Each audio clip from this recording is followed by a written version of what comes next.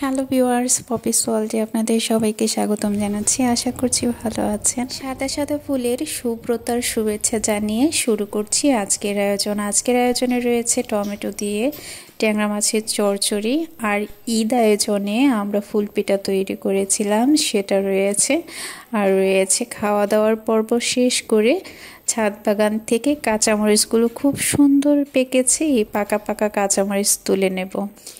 আমাদের বাড়িতে বেশ ফুল রয়েছে, এই ফুলগুলোর কিছুটা অংশ ভিডিওতে তুলে ধরার চেষ্টা করি। আজকে যে ট্যাংরা মাছগুলো রান্না করব, তো কেটে কুটে ধুয়ে নিয়েছি। অল্প কয়েকটা ট্যাংরা মাছ নিয়েছি, চচ্চড়ির পরিমাণ খুবই অল্প। তো টমেটো দিয়ে দিলাম, আর দিয়েছি ছোট দেশি আলু, এটা কুচি করে কেটে দিয়েছি 2টা আলু।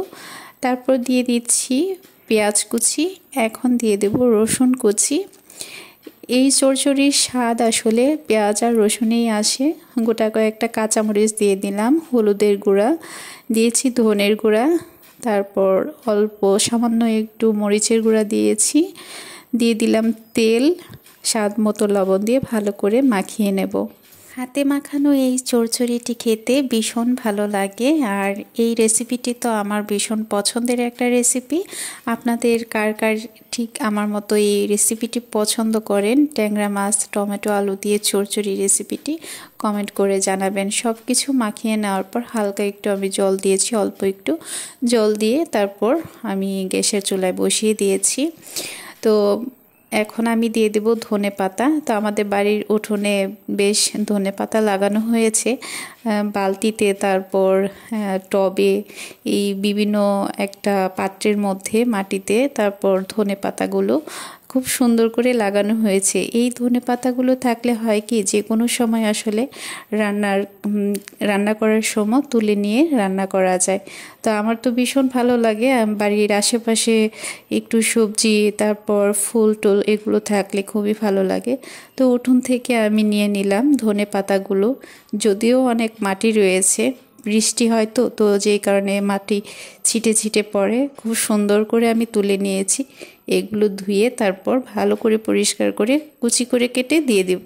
ধনেপাতা তুলে আনতে যতটুকু সময় লেগেছে সেই সময়ে আজকের চচ্চড়িটা ঠিক এরকম হয়েছে। হালকা একটু জল ছেড়েছে, একটু খুব ভালোই হয়েছে। মিডিয়াম আছে আমি রেখে দিয়েছিলাম আজকের চচ্চড়ি রেসিপিটি। ধনেপাতা কুচি দিয়ে দিলাম।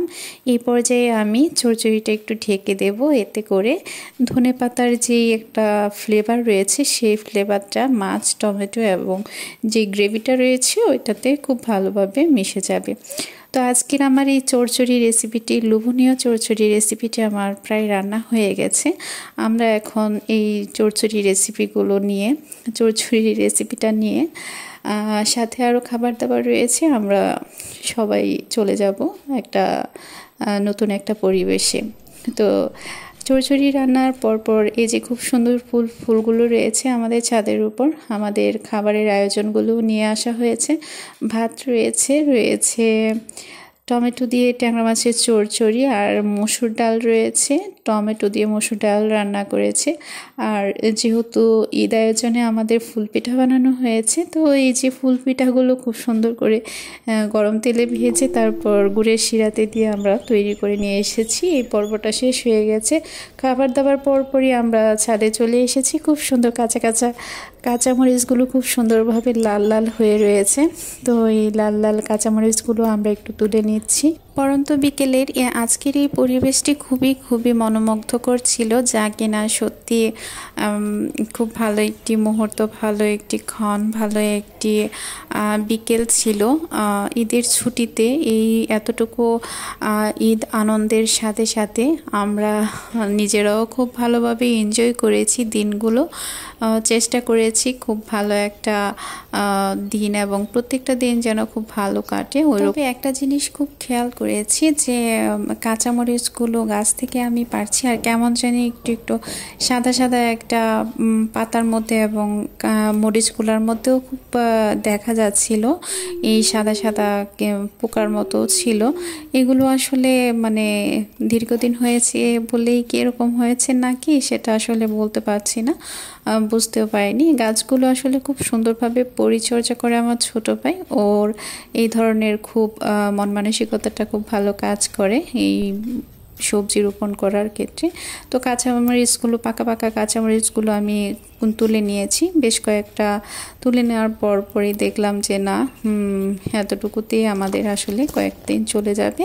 তো এতটুকু পর্যন্ত তুলে নিলাম। তো আপনাদের সবাইকে অসংখ্য ধন্যবাদ জানাচ্ছি পপিস ওয়ার্ল্ডের সাথে থাকার জন্য। সেই সাথে আরও ধন্যবাদ জানাচ্ছি আজকে তৈরি ভিডিওটির সাথে থাকার জন্য।